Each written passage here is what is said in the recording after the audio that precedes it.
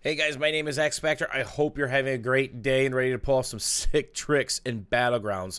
Spent part of the day in the test servers, solo queuing squads, then getting a few rounds in with level cap, including some hands-on time with the motorbike, where you can alter your orientation using control and spacebar. Big jumps are pretty easy to handle, but be very careful of the small bumps. If you're going at high speed, it's going to chuck you. And if you're in solo, you're dead. If you're in duos and your partner crash, you got to bleed out or just escape back. And that was the big miss on this patch in test server. They actually patched it a couple times. It's not stable. We don't know if it's client side or server side. Playerunknown Battlegrounds community management team was going back and forth, updating people. Hey, restart Steam, new version available. Hey, do it again. None of them seemed to be stable. I was crashing 1 out of 3 rounds, which is pretty frustrating, but at least it's on test server. With that said, if this is not stable, they most certainly need to push this patch back a few days. Before we go any further, I want to thank our sponsor for this video, Opinion Outpost. And this name should sound familiar because they've been featured on the channel before. Need a new gaming mouse, maybe a mouse pad, maybe help boost your FPS by some other upgrades? Well, it's a great site used by research companies where you fill out surveys. You can enter for a quarterly $10,000 giveaway as well and earn money as you go. There is a link in the description down below that you should check out. I want to thank Opinion Outpost for sponsoring this video, and make sure to check out that link. So crash issue aside, there are some massive improvements, including the gunplay. A few weeks ago on stream, we figured out the bullet was not going true to where the iron or optic was. Whether you're swinging your shot around, moving left to right to left, snapping it, or if you're trying to fire mid-recoil, the bullet would be way off because the barrel and the optic were separate. So if you're tracking a target right to left, like in a car, your bullet would be quite a ways behind where that optic or iron was at the release of it.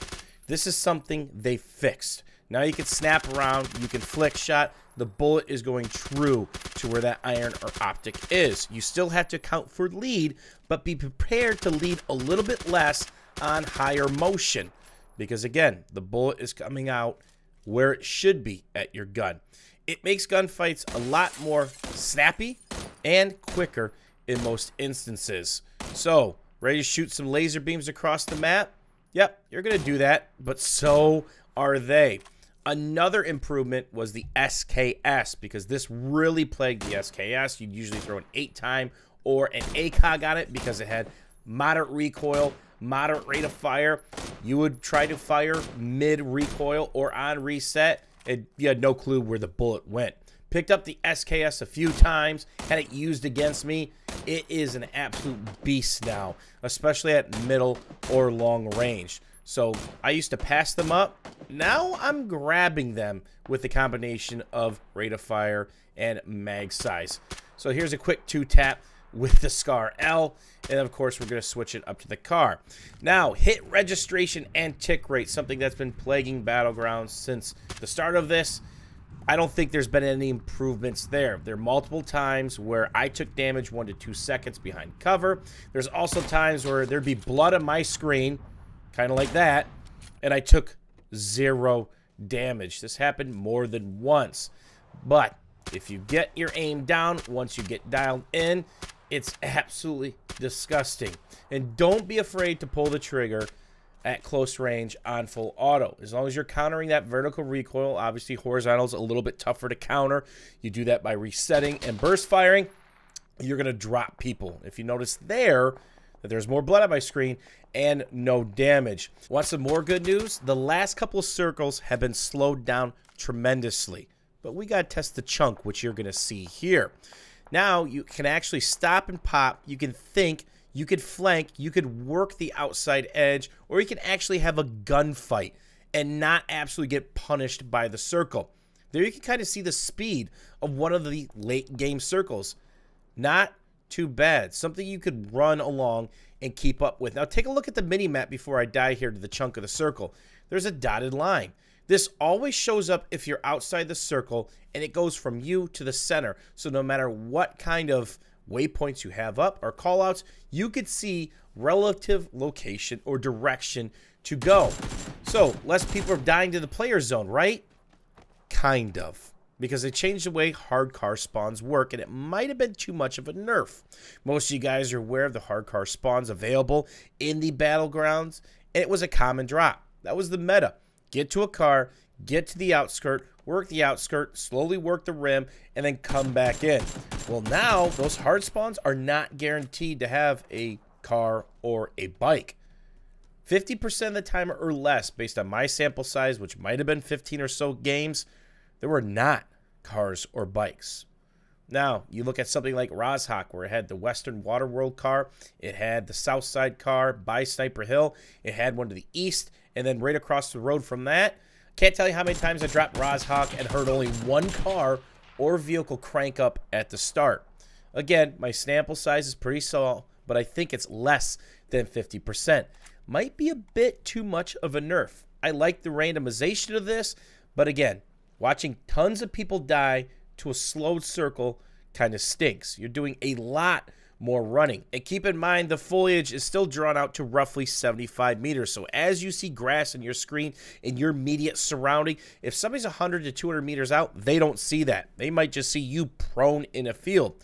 The good news is, of course, the little, medium, and small-sized bushes along with trees are still drawn for everybody, but that's not enough when you're traversing an open field. Another thing that's going down is the INI file, or config file, if you want to call it that. Less editable stuff. You can no longer force shadows off with launch commands or config or INI edits, making it more of an equal playing ground for everybody else in the server. Another piece of potential good news, and this is being reported by a lot of people online, social media, and some of the people that I play with, is frames per second might and can be up across the board. Whether it's an open field fight or in the city, people are reporting bigger numbers. But this is something that I cannot confirm that I'm usually obsessed about, because I haven't been running an FPS counter the last couple days because I've switched over to using OBS to record versus DX Story, which can have a problem with anti-cheat to games because it's an overlay reporting all kinds of numbers on your screen, whether it's what you're recording at, what the game's showing, the length of the footage, and of course the timestamp that you're at that given moment. So take that one as a grain of salt, but the good news is the developers are committed to optimizing this game further with a massive focus on June. But if we did in fact get a bonus before then, I'll most certainly take it, because having gunfights in stuttery less than 60 FPS situations isn't the most fun thing in the world. I know what you're asking, where's the VSS? Well, unfortunately, I got it. The game crashed on me after I made a kill or two, and I lost the footage. It's not all that great. Sure, it's suppressed. It's got its own version of the ACOG, which has too much information on it, but you need it, because after about 80 or 90 meters, there is a ton of drop. 10-round mag, rate of fire is great. You can get an extended mag on it. It's already got the suppressor. If no one knows where you're at and you're shooting, you're good to go. But if they're trained on you, you are in trouble. If anything, the gun might need a little love already based on its rarity. You can get it in supply drops. You can find it in the open world. But it most certainly would be at the bottom barrel for me of weapon choice. The AK got it quite a bit of love in the damage model, and it feels great. It was one of my favorite weapons before. It's most certainly one of my favorites now. It's great at tap firing downtown, and of course, in close quarters combat, it's absolutely disgusting if you control the recoil when you go full auto. So, before you jump to any conclusions about the weapons and potential tweaks, remember how they changed the way optics and irons work, where the bullet is actually going when you squeeze the trigger. Keep that in mind when this is on test, and of course, if this patch goes live. Overall, great patch. Some great additions. It is heavy on the crash side, but that's something they should be able to iron out. I really look forward to improvements in the tick rate, hit registration, of course, optimization as we go along. Thanks for watching, hanging out, and we'll see you guys soon.